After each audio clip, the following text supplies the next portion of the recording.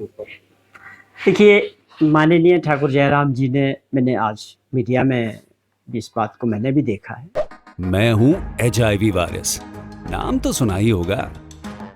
मैं एक साथी से दूसरे साथी तक 4 मुख्य तरीके से पहुंच सकता हूं। HIV संक्रमित व्यक्ति के साथ बिना कॉन्डम सेक्स करने से, एक ही सुई व सिरिंज का साझा उपयोग करने से, HIV संक्रमित खून चढ़ाने से और HIV संक्रमित मां से उसके बच्चे को। मेरे बारे में जानने के लिए 1097 पर कॉल करके सवाल किया गया।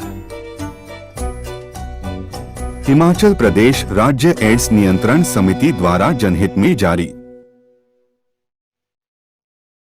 कि उन्होंने जो बातें उठाई है पुलिस भर्ती को लेके, मैं इसमें 2 चीजें बड़ी साफ करना चाहता हूँ। पहली बात, जब आपका समय था, आप प्रदेश में मुख्यमंत्री थे, उस वक्त हिमाचल प्रदेश का नाम पूरे देश के अंदर गया। उसका सबसे बड़ा कारण था पुलिस भर्ती में घोटाला।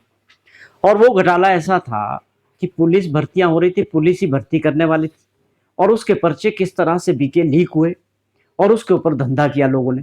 3 लाख से लेकर 8 लाख रुपए तक जो है जयराम जी की सरकार में पुलिस भर्तियों के पर्चे बिके। तो ये रिकॉर्ड तो आपके नाम दर्ज है। और आज आप प्रश्न कर रहे हैं उस वक्त जब हमारी सरकार ने और माननीय मुख्यमंत्री जी ने एक ऐसी व्यवस्था का प्रावधान किया है जिसमें पूरी पारदर्शिता है। आज जितनी भी पुलिस भर्तियों की जो चल रही है, हमने ये सारी जो है पब्लिक सर्विस कमीशन को इसको रिटन एग्जाम्स के लिए दी है। अब इससे बड़ी पारदर्शिता क्या हो सकती? प्रश्न किस बात को लेकर? और खास तौर पे जयराम जी को तो बिल्कुल भी पूछने का अधिकार नहीं है इस बात को लेकर। भाजपा की सरकार में पुलिस भर्तियों को लेके पूरे देश के अंदर चर्चा हुई, और जब हमारी सरकार बनी हमने उसको सबको कैंसिल किया, दोबारा एक सिस्टम बना के आज जितनी भी भर्तियां हो रही है पुलिस की, उसका सारा written exam public service commission के थ्रू हो रहा है और पूरी पारदर्शिता के साथ हो रहा है। किसी भी व्यक्ति को, मैं आप सभी के माध्यम से एक चीज और बताना चाहता हूं कि अगर कोई लोग, ऐसे लोग होते हैं समाज में जो फ्रॉड करने की कोशिश करते हैं, कोई भी ऐसा संपर्क कर रहा हो किसी से, या ये बात कह रहा हो कि हमें पैसे दे के हम भर्तियों को करवा सकते हैं, तो उनकी बातों में मत आए। ये पूरी तरह से गलत है, झूठ है। कोई भी व्यक्ति किसी भी तरह से इसमें जो है आपकी मदद नहीं कर सकता है। ये पूरी पारदर्शिता और ईमानदारी के साथ ये भर्तियां होने जा रही। देखिए, वो एक पिछले 5 सालों में जो हालात रहे, जिस प्रकार से सबऑर्डिनेट कमीशन में जितने भी एग्जाम्स हुए भाजपा की सरकार के दौरान, ठाकुर जयराम जी के मुख्यमंत्री जी के दौरान, और वही कारण था कि हर बात के पर्चे वहां बिक रहे थे, एक धंधा बन गया था। और हमारी सरकार बनते ही माननीय मुख्यमंत्री जी ने सबऑर्डिनेट कमीशन को भंग भी किया था, वो आप सभी को याद है, प्रदेशवासियों को। और उसके बाद वो विजिलेंस में गया, उसमें किस तरह से पाया गया कि कितनी सारी भर्तियों में जो है पेपर लीक किए गए, पेपर बेचे गए, और जो बच्चे थे मेहनत करने वाले प्रदेश के अंदर, उनके भविष्य के साथ खिलवाड़ किया गया। और उसमें अरेस्ट भी हुए, वहाँ के सेक्रेटरी हुए और एक लेडी हुई। तो ये कार्रवाई किसने की? हमारी सरकार ने और माननीय मुख्यमंत्री जी।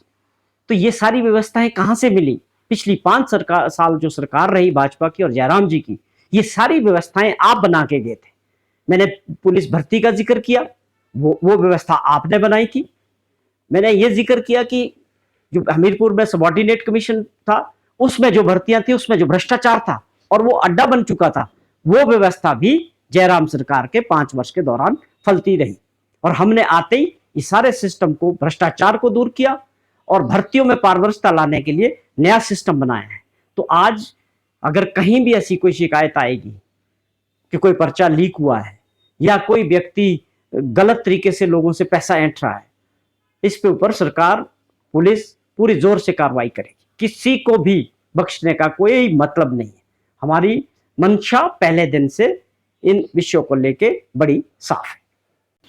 देखिए, उस मामले में कुछ ऐसे मामले होते हैं समाज में जिसमें हम सबको जो है थोड़ा संयम और गंभीरता से लेने चाहिए।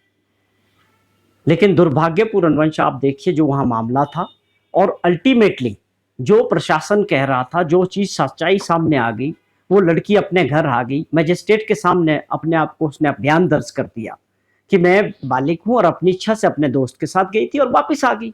पुलिस ने उसको लाकर उनके परिवारजनों को सौंप दिया। अब आप बताएं इसमें कहां से मामला बनता था। जिस प्रकार से वहां माहौल बनाने का प्रयास किया गया वो दुर्भाग्यपूर्ण था। और ऐसे सेंसिटिव इश्यूज पे जो समाज में होते हैं, किसी भी नेता को, सामाजिक संस्था को या पॉलिटिकल पार्टीज को थोड़ा संयम रखना चाहिए। भाजपा के नेताओं ने जो वहां किया, जिस तरह का माहौल बिगड़ा, पुलिस के लोगों पे वहां पर हमला हुआ, वो सारी चीजें, उसके बाद केस तो बनने ही थे, तो वो उस तरह से उस पर कार्रवाई हुई है। उसके पीछे कोई ये भावना नहीं थी कि आप भाजपा के नेता हैं इसलिए आपके ऊपर कार्रवाई हुई। लेकिन आपका क्या रोल रहा उस वक्त वहां जाके लोगों के बीच? आपने जो भड़काने का काम किया या और जो भी कारण रहे होंगे, वो उन कारणों की वजह से नियम के तहत जो है एफआईआर में नाम आया होगा, केस दर्ज हुआ होगा। तो वो तो सबको फेस करना पड़ेगा। कानून सबके लिए एक तरह से काम करता है।